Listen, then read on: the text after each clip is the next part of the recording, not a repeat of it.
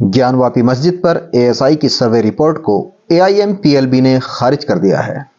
कहा, कोई प्रमाण नहीं। वाराणसी के ज्ञानवापी मस्जिद की सर्वे रिपोर्ट पर all India Muslim personal law board AIMPLB ने कहा कि भारतीय पुरातत्व सर्वेक्षण एएसआई की रिपोर्ट इस विवादास्पद मामले में निर्णायक सबूत नहीं है। विरोधी पक्ष ने ऐसा करके समाज में अराजकता और असुरक्षा की भावना पैदा कर दी है। बोर्ड के प्रवक्ता डॉक्टर सैयद कासिम रसूल इलियास ने मीडिया से बात करते हुए कहा कि ज्ञानवापी मस्जिद के संबंध में हिंदू सांप्रदायिक संगठन कई वर्षों से जनता को गुमराह कर रहे हैं। इसका ताजा उदाहरण भारतीय पुरातत्व सर्वेक्षण की एक रिपोर्ट है, जिसे उन्होंने अदालत में दाखिल किया और अदालत के आदेश पर ही वादी और प्रतिवादी को उपलब्ध कराया। रिपोर्ट उनके अध्ययन और तैयारी के लिए थी, लेकिन विरोधी पक्ष ने इसे प्रेस में प्रकाशित करके न केवल न्यायालय का अपमान किया है, बल्कि देश की सीधी साधी जनता को भी गुमराह करने का प्रयास किया है।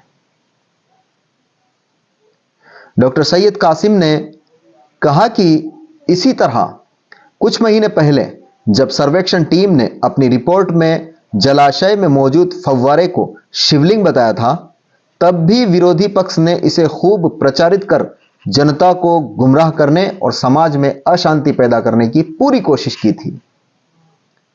भले ही विशेषज्ञों के द्वारा इसकी जांच पड़ताल न हो सकी और न ही न्यायालय ने इस पर कोई निर्णय दिया।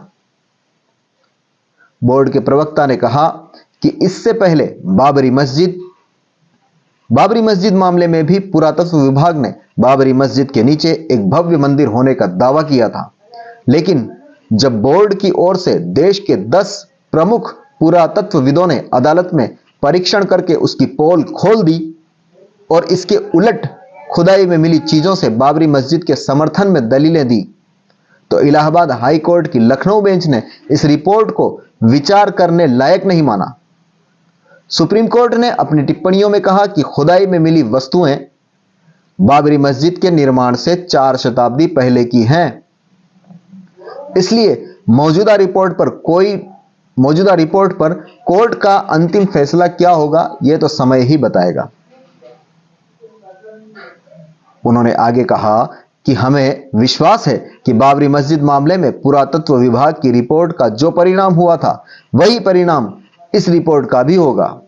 हमें खेद है कि हमारे महत्वपूर्ण संस्थान सांप्रदायिकवादियों के हाथों का खिलौना बनकर अपना महत्व खोते जा रहे हैं।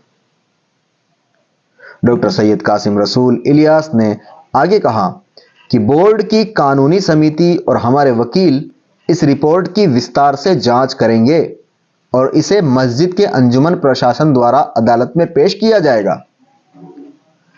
All India Muslim personal law board पूरे मामले पर नजर रख रहा है। बोर्ड ज्ञानवापी मस्जिद के प्रबंधन के साथ भी संपर्क में है। उन्होंने कहा कि बोर्ड की लीगल कमेटी भी पूरे मामले की समीक्षा करती रहती है।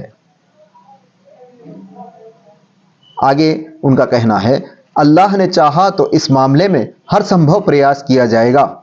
मुसलमानों को उम्मीद नहीं छोड़नी चाहिए और दुआ करते रहना चाहिए और सर्वशक्तिमान अल्लाह से माफी मांगनी चाहिए, वही कारणों का रचयिता है।